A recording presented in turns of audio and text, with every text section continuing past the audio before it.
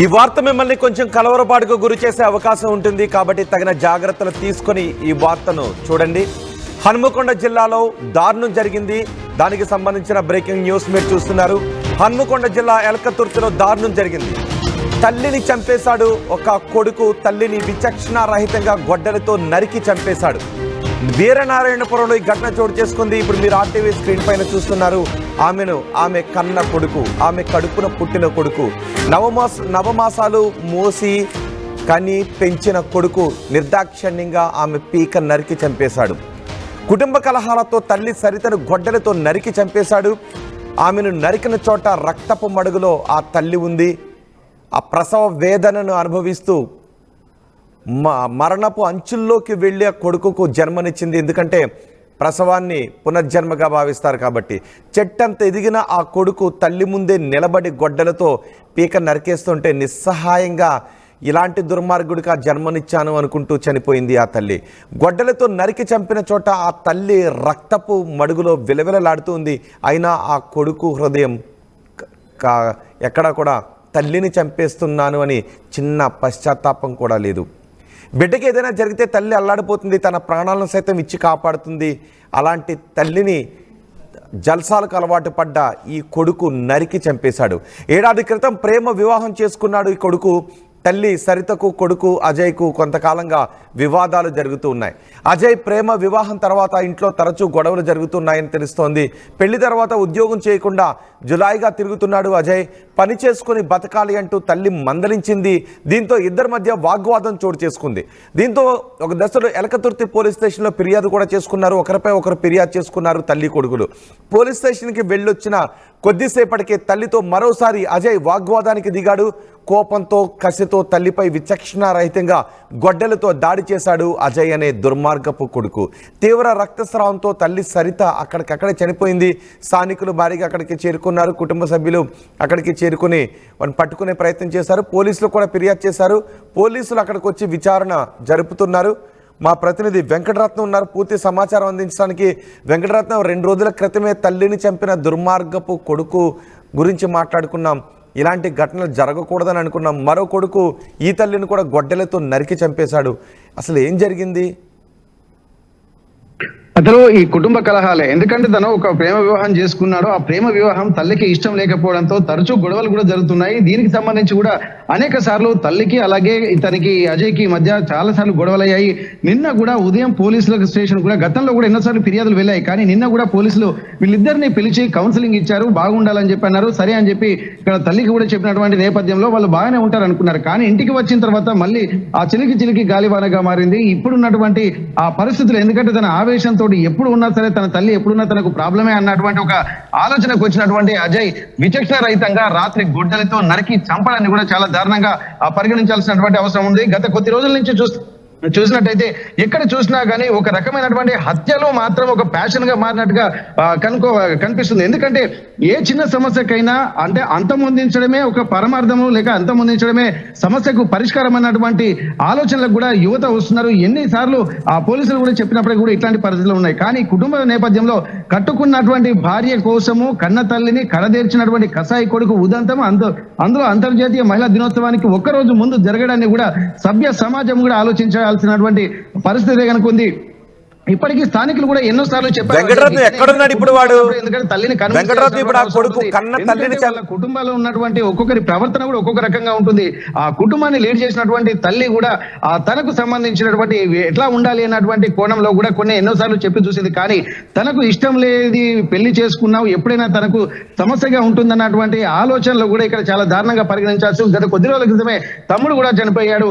ఇట్లాంటి నేపథ్యంలో పిల్లల విషయంలో ఎందుకంటే తల్లిదండ్రులకు చాలా బాధ్యత ఉంటుంది. ఎందుకంటే పిల్లల ప్రవర్తన కూడా రేపు వెంకటరత్నం ఇప్పుడు తల్లిని చంపిన కొడుకు ఎక్కడున్నాడు? పోలీసులకు దొరికాడా, పారిపోయాడా? ఉద్యోగం లేకుండా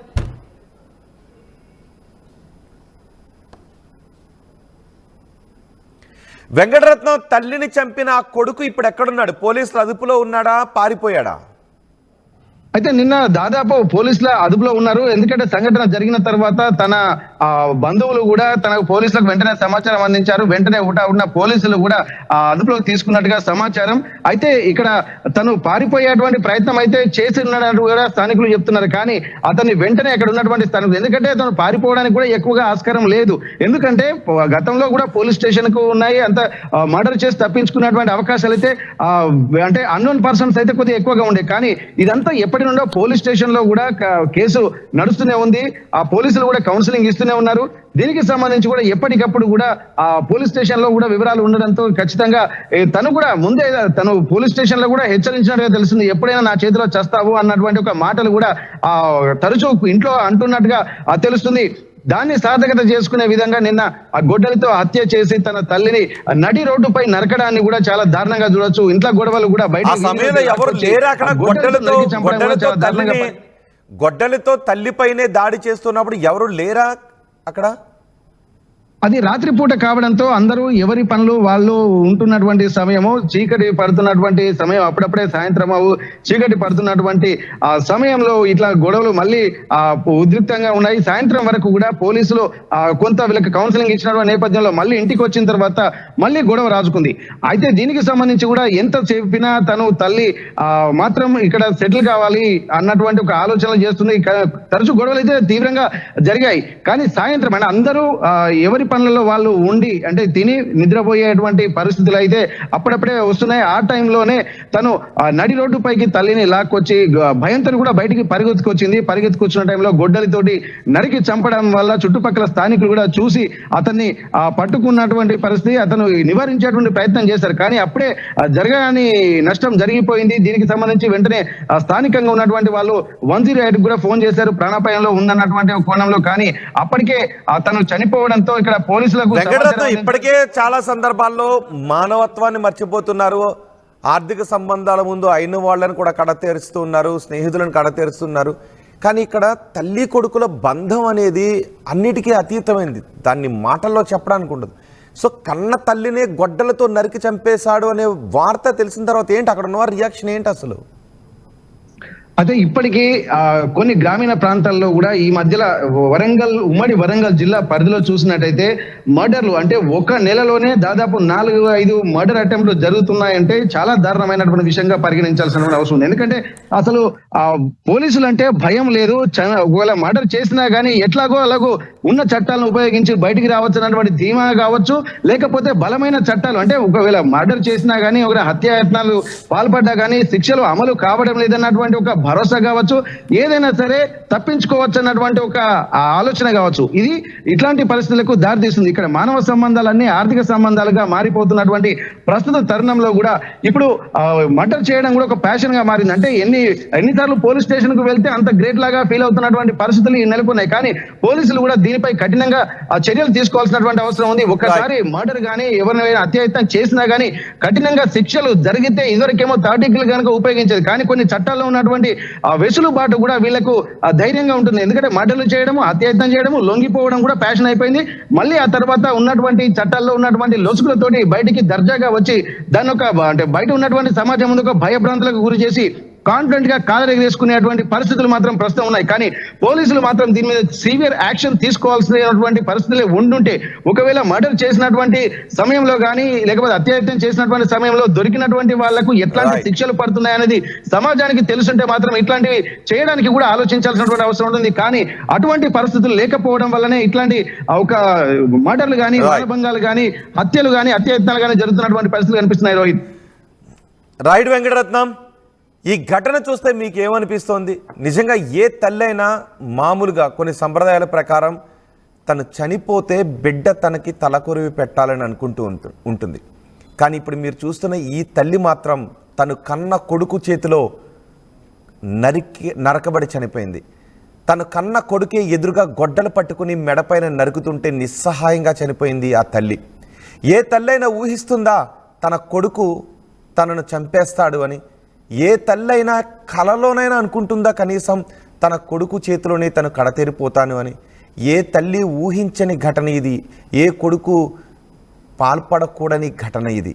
ఎన్నో నేరాలు ఘోరాలు చూస్తున్నాం, ఎన్నో దుర్మార్గమైన ఘటనలు చూస్తున్నాం. అంతరించిపోతున్న మానవ సంబంధాలను చూస్తున్నాం, అయ్యో అని ముక్కున వేలేసుకుంటున్నాం, బాధపడుతున్నాం. కానీ కన్న కొడుకు తల్లిని చంపే ఇలాంటి దుర్మార్గమైన ఘటనలు కూడా జరుగుతున్నాయి అంటే సిగ్గుతో తల ఉంచుకోవాలో, లేదంటే సమాజాన్ని ఏమైపోతుంది ఎలా చూడాలో తెలియని ఒక అయోమయమైనటువంటి స్థితిలో ఉంటాం. నవమాసాలు మోసి ప్రాణాలకు నిజంగా ఒక తల్లి బిడ్డకు జన్మనివ్వటం అంటే అది పునర్జన్మ లాంటిదని చెప్తారు. ఆ పురిటి నొప్పులు భరిస్తూ బయట జన్మించిన ఆ కొడుకు ఇంత చెట్టు అంత ఎదిగి తనని మెడ నరికేస్తాడని ఈ తల్లిని అనుకుంటుందా? ఆ తల్లి అలాంటి పరిస్థితుల్లోనే కన్న కొడుకే తనను నరికేస్తుంటే చూస్తూ నిస్సహాయంగా చనిపోయింది. మెడ నుంచి రక్తం కారుతూ ఉంటే, ఆమె విలవిలలాడుతూ ఉంటే ఇంకొక వేటు వేయాలి అనుకున్నాడే కానీ ఆ దుర్మార్గపు కొడుకు తల్లిని చంపేస్తున్నాను అని ఒక సోయి కూడా లేకుండా నరికి చంపేశాడు. రక్తపు మడుగులో విలవిలలాడుతూ చనిపోయింది ఆ తల్లి. తన కన్న కొడుకు చేతిలోనే నిస్సహాయంగా చనిపోయింది ఆమె. వీరనారాయణపురంలో ఈ ఘటన చోటు చేసుకుంది. హనుమకొండ జిల్లా ఎలకతుర్తిలో ఈ దారుణం జరిగింది. ఇలాంటి కొడుకు ఎలాంటి శిక్ష వేయాలని మీరు అనుకుంటూ ఉన్నారు? మీ అభిప్రాయాన్ని కమెంట్ బాక్స్లో తెలియచేయండి. వీరనారాయణపురంలో తల్లిని నరికిన కొడుకు ఘటన విన్న వెంటనే ఒక్కసారికి అక్కడ కలకలం చెలరేగింది. కుటుంబ కలహాలతో తల్లి రేవతిని చంపేశారు. నిజానికి తల్లి కాలిలో ముళ్ళు గుచ్చుకుందంటేనే బిడ్డ విలవిలలాడిపోవాలి. అది తల్లి కొడుకుల మధ్య ఉండే బంధం. బిడ్డకి ఏమైనా అవుతుందంటే తన ప్రాణాలకు తెగించి బిడ్డ ప్రాణాలను కాపాడుతుంది తల్లి. బిడ్డ పొట్ట చూసిన తర్వాతే తను ఏదైనా తీసుకుంటుంది తల్లి. అలాంటి తల్లిని గొడ్డలితో నరికి చంపేశాడు ఈ దుర్మార్గుడు. కేవలం బాగుపడరా, పని చేసుకోరా అని బుద్ధి చెప్పినందుకు ఆ తల్లిని కడతీర్చాడు. 1.5 క్రితం ప్రేమ వివాహం చేసుకున్నాడు అజయ్ అనే ఈ దుర్మార్గపు కొడుకు. తల్లి రేవతి కొడుకు అజయ్తో కొంతకాలంగా వీళ్ళిద్దరికీ కూడా విభేదాలు ఉన్నాయి. అజయ్ ప్రేమ వివాహం చేసుకున్న తర్వాత ఇంట్లో తరచూ గొడవలు జరుగుతున్నాయని తెలుస్తోంది. పెళ్లి తర్వాత ఉద్యోగం చేయకుండా జల్సాలు చేస్తూ ఉన్నాడు, జులాయిగా తిరుగుతూ ఉన్నాడు. దీంతో పని చేసుకుని బతకరా అంటూ తల్లి మందలించింది. అలా మందలించడమే ఆమె పాలిట శాపమైంది. తల్లి కేవలం బుద్ధి చెప్పినందుకు, మందలించినందుకే ఆ కొడుకు ఆగ్రహంతో రగిలిపోయాడు, తల్లితో గొడవపడ్డాడు. ఎలకతుర్తి పోలీస్ స్టేషన్కి వెళ్ళాడు. ఒకరిపై ఒకరు ఫిర్యాదు చేసుకున్నారు. ఫిర్యాదు చేసుకున్న తర్వాత పోలీసులు ఇద్దరిని కూడా మందలించారు. ఇంటికి వచ్చిన కొద్దిసేపటికే మళ్ళీ తల్లితో గొడవపడ్డాడు. ఆ గొడవపడి విచక్షణను కోల్పోయి రాక్షసుడిగా మారిపోయి అక్కడున్న గొడ్డలతో తల్లి మెడపైన వేటు వేసి నరికేశాడు. తల్లి మెడ నుంచి రక్తం కారుతూ ఉంటే, ఆమె విలవిల్లాడిపోతూ ఉంటే, ప్రాణాలు పోతూ ఉంటే వాడిలో అయ్యో ఎదురుగా ఉన్నది తన తల్లి అనే ఇంత మానవత్వం కూడా లేదు, ఇంత బంధం కూడా లేదు. రాక్షసుడిగా మారిపోయాడు. తన కొడుకు చేతిలోనే తను చూస్తూ ఉంది. తన కొడుకే గొడ్డలు పట్టుకుని తన మెడపైన వేటి వేసి కోపంతో ఊగిపోతూ ఉంటే, ఆమె మెడ నుంచి రక్తం కారుతూ నిస్సహాయంగా ప్రాణాలు వదిలేస్తూ ఉంటే బహుశా క్షణంలో ఆమె ఏమనుకుని ఉంటుందో కూడా, ఇలాంటి దుర్మార్గుడు కానీ నేను జన్మనిచ్చింది అని. ఇలాంటి కొడుక్కి ఎలాంటి శిక్ష వేయాలని మీరు అనుకుంటున్నారో మీ అభిప్రాయాన్ని కమెంట్ బాక్స్లో తెలియజేయండి.